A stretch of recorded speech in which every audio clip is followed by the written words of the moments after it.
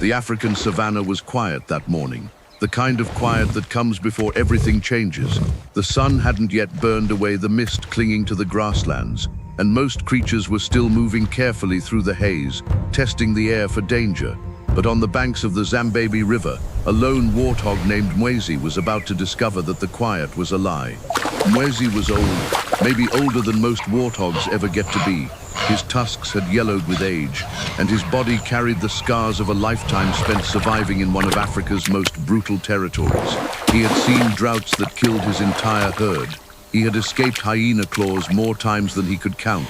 He had learned to read danger the way other animals read the wind. But this morning, thirst had overridden everything else. The watering hole where his sounder usually gathered had dried up 2 days ago, forcing the family to search for water elsewhere. The Zambezi River was 3 kilometers away, but it was their only option.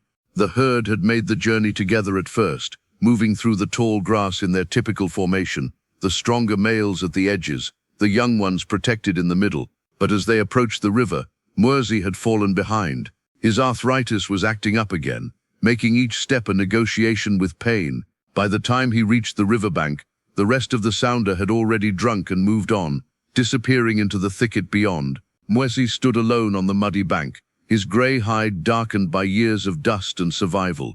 The water called to him, clear and cool. It reflected the morning sky like a mirror. He had drunk from this river dozens of times before. He knew the dangers that lurked beneath its surface. The crocodiles, yes, but also the mud that could trap unwary hooves, the current that could pull you downstream if you weren't careful. But he was thirsty, and an old warthog doesn't have the luxury of being overly cautious. Life is short enough without dying of thirst within meters of water. Mwezi descended the bank carefully, backing down the way warthogs do. His rear end first, his eyes always forward, watching for threats. His hooves found purchase in the soft mud. The water touched his snout, cool and welcoming. He drank deeply, his throat accepting the relief it offered. Nothing else existed in that moment except the simple act of quenching thirst. He did not notice the shape moving beneath the surface. He did not see the eyes opening in the depths. He did not hear the calculated movement of something ancient and patient rising from the riverbed. The lion's name was Rafiki, and he was not a normal lion. Most male lions hunt on land, using the savannah's cover to stalk prey. But Rafiki had learned something different. He had discovered years ago that water was a hunting ground, a place where desperate animals came defenseless, focused only on their thirst. He spent his days partially submerged in the deeper sections of the Zambezi, waiting with a patience that bordered on madness. Rafiki was not young. His black mane, once the symbol of unmatched power across 3 territories, had begun to fade at the edges. A scar ran the length of his left flank, the memory of a fight with a buffalo 5 years ago that should have killed him. His teeth were worn from countless kills, and his joints ached when the weather turned cold. At 13 years old, Rafiki was approaching the end of his reign. Younger males were already testing his borders, sensing that the old king's dominance was becoming a story rather than a reality.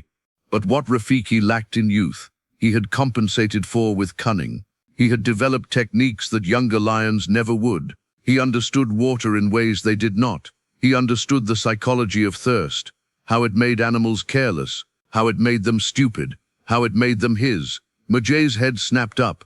Something was wrong. A ripple had appeared in the water where there should have been none. The old warthog's instincts screamed at him to run, to get away from the water, to get back up the bank. But he was slow, and the moment for escape was already passing.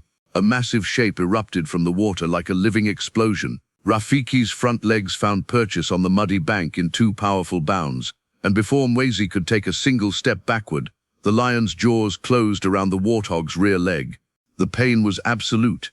It was the kind of pain that erases thought, that reduces a life down to nothing but the primal need to escape.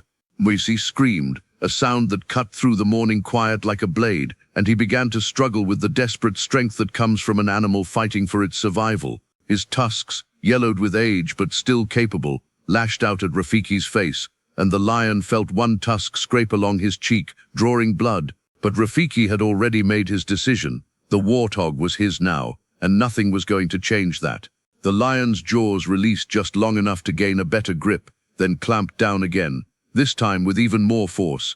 He began to drag Mwezi backward, toward the water, toward the deeper places where the current was strong and the bottom disappeared into murk. Mwesi's hooves scraped against the mud, trying to find purchase, trying to resist, but he was being pulled inexorably toward the river. This is where most warthogs would give up. This is where most prey animals would accept their fate, would stop fighting and simply surrender to the inevitable. But Mwesi had survived for longer than most of his kind, and the will to live burned hot inside him, even as his body weakened. He twisted his head around, trying to gore the lion with his tusks, and this time he connected. One of his tusks plunged deep into Rafiki's shoulder, and the lion roared in pain and fury. For just a moment, Rafiki's grip loosened. For just a moment, Mwesi thought he might have a chance. He twisted away with the last reserves of his strength, trying to scramble back up the bank, back toward the grass and the possibility of escape. But Rafiki was too fast, too experienced. The lion pivoted with surprising grace for an animal so large, and his jaws found the warthog again, this time locking around his thick neck. The water rose around them as Rafiki dragged Mwesi deeper. The warthog's struggles became less coordinated now, more desperate and wild, but no less fierce. He was making sounds that were barely recognizable as animal sounds anymore, sounds of agony and defiance mixed together into something primal. Rafiki did not seem to notice, or perhaps he did notice and simply did not care. To him this was nothing new. This was what he did. This was what he was. 30 minutes. That is how long the battle lasted. 30 minutes of Mwesi fighting, sometimes in the water, sometimes thrashing on the muddy bank as Rafiki dragged him back and forth, wearing down his strength bit by bit. 30 minutes of Rafiki applying pressure, releasing just enough to readjust his grip, then applying pressure again, a predator who had learned the terrible art of patience from a lifetime of hunting. During those 30 minutes, other animals gathered to watch from a distance. A herd of impala stood on a nearby ridge, their bodies tense, their eyes fixed on the struggle below them. They understood what was happening. They understood that this was the law of the savannah, written in blood and survival. A group of hyenas emerged from the brush, drawn by the sounds of struggle and the smell of blood, but they kept their distance. They knew Rafiki. They knew what he was capable of. They would wait for him to finish, and then they would try to steal scraps from his kill. Even the birds seemed to gather, circling overhead, waiting for their turn at the feast. The whole ecosystem had oriented itself around the drama unfolding at the riverbank. This was not just a hunt. This was the transfer of life from one body to another, the brutal mechanism by which the strong survived and the weak became food. By the 20th minute, Mwesi's strength was nearly gone. His struggles had become more spasms than coordinated movements. His breathing was shallow and labored, but still, something inside him refused to stop fighting. Some deep part of his ancient warthog brain kept sending signals to muscles that were running on empty. Keep fighting, keep struggling, never give up. It was a beautiful and terrible thing to witness, this refusal to surrender even in the face of certain death. Rafiki, for his part, seemed almost respectful of the warthog's resistance. The lion was breathing hard now, his muscles burning with exertion. This was work, real work, not the quick snap and kill that younger lions might have achieved. But Rafiki understood something that they did not. A kill earned through struggle and effort tasted better, felt more real. This was the opposite of taking an easy meal. This was the warthog teaching Rafiki about his own strength and his own mortality at the same time. Around the 25-minute mark, the end came swiftly. Rafiki repositioned himself one final time, his jaws finding the warthog's throat with the precision of long practice. He held firm as Mwesi thrashed once, twice, then went still. The old warthog's body went limp in the lion's jaws, and the fight was finally over. Rafiki did not immediately release his prey. He held on for another minute, making absolutely certain that there was no last bit of fight left in the warthog. Only when he was completely confident did he finally open his jaws and let Mwesi's body slip partially into the water. The warthog was dead, but he would not be forgotten, not by Rafiki, and not by the landscape that had witnessed his last moments. The lion was bleeding. The tusk wounds were deeper than he had realized, and his shoulder was producing a steady stream of blood. His face was covered in scratches. One of his ears was partially torn from a desperate slash from Mwesi's hooves, but Rafiki did not seem to notice or care about any of it. He had succeeded. He had taken what he needed to survive, and that was all that mattered. As the hyenas began to move closer, sensing that it was finally safe to approach, Rafiki settled down next to his kill. He began to feed, tearing into the warthog's body with teeth that had evolved for exactly this purpose. The hyenas waited, patient and eager, knowing that there would be enough for them to eat once Rafiki had taken his fill. The birds continued to circle, waiting for their turn. The morning was no longer quiet. It was filled with the sounds of nature running its course, of predator and prey, of survival and death, all tangled together in the most intimate way. By the time the sun had fully burned away the mist, Mwezi had become part of Rafiki, his body converted into energy that the lion would use to survive another day, another week, another season. But the story does not end with Mwezi's death, because what happens next is what makes this moment truly savage, truly extraordinary, because Rafiki's victory over the warthog would have consequences that neither of them could have predicted. 2 kilometers away, in a copse of acacia trees, the rest of Mwezi's sounder was beginning to realize that their old patriarch was not coming back. The younger warthogs looked for him, called for him in their distinctive grunts, but he did not answer. The older females understood what it meant. One of their own had been taken, and there was nothing they could do about it, except continue to live, continue to survive, continue to reproduce, and ensure that their bloodline did not die with Mwezi.